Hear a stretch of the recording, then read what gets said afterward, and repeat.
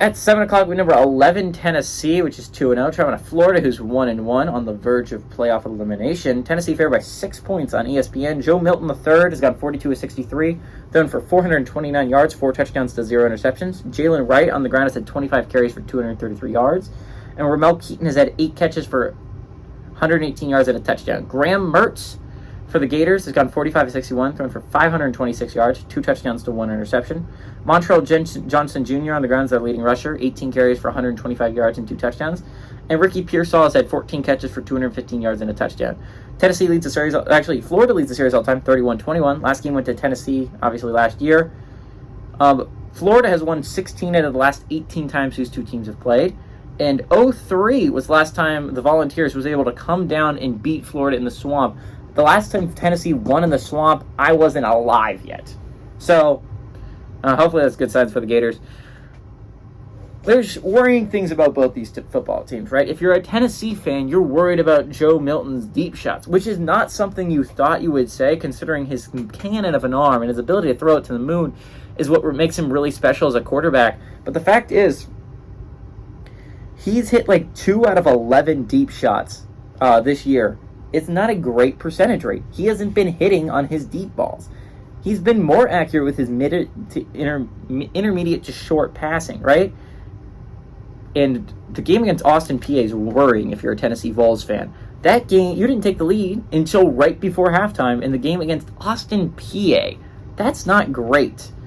You compare that to Florida. Florida had a great game last week against McNeese State. But again, it was McNeese State. To be fair, we didn't struggle with McNeese State. Tennessee struggled a little bit with Austin PA.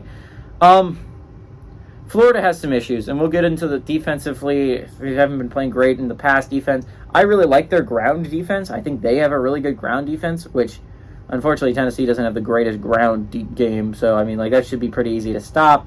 But outside of that, the problem with Florida's offense has been two major things, right?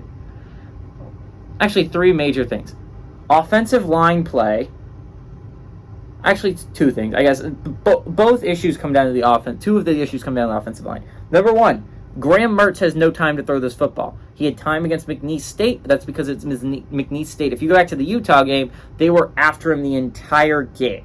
So protecting your quarterback should be your number 1 issue, and Tennessee's going to get after him. You got to fix that if you're Florida. Number 2, the other offensive line issue is we were not able to get the ground game going against Utah, which sucks considering our 2 best players are arguably our 2 best players on the offensive side of the ball, or at least 2 of your top 3. Where you put Ricky Pearsall is interesting, but Montrell Johnson Jr. and Trevor Etienne are your 2 of your 3 best players on offense. You got to get them involved, and when you hand the ball off to them and they're getting hit immediately, that's not good. Your offensive line needs to get better push up front. That's the second problem. The third problem is Ricky Pearsall's awesome, right? Obviously, 14 catches, 215 yards, a touchdown.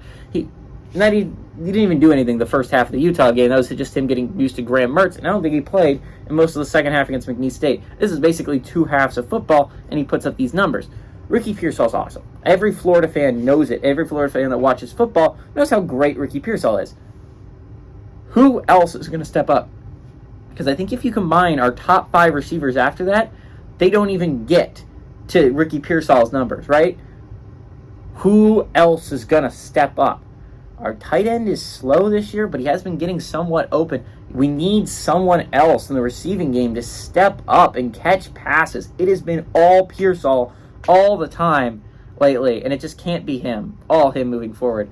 Graham Mertz has played good football. I will say it. I was a huge doubter of Graham Mertz. I was not a believer heading into him becoming the Florida quarterback. He's not AR-15. No one is. But Graham Mertz has been solid with the football. He's made nice passes, and his 1 interception was off Pearsall's hands, right? So, I mean, like, the 1 interception wasn't even really on him. He's thrown some really nice balls. I'm surprised it's only 2 touchdowns, but it's mainly because when he drives us down the football field, we get near the goal line, and we're just going to run it in, of course, because we have a great ground game. But Graham Mertz has been playing some pretty good football, averaging a little over 250 yards passing a game. That's good statistic numbers if he can keep that up.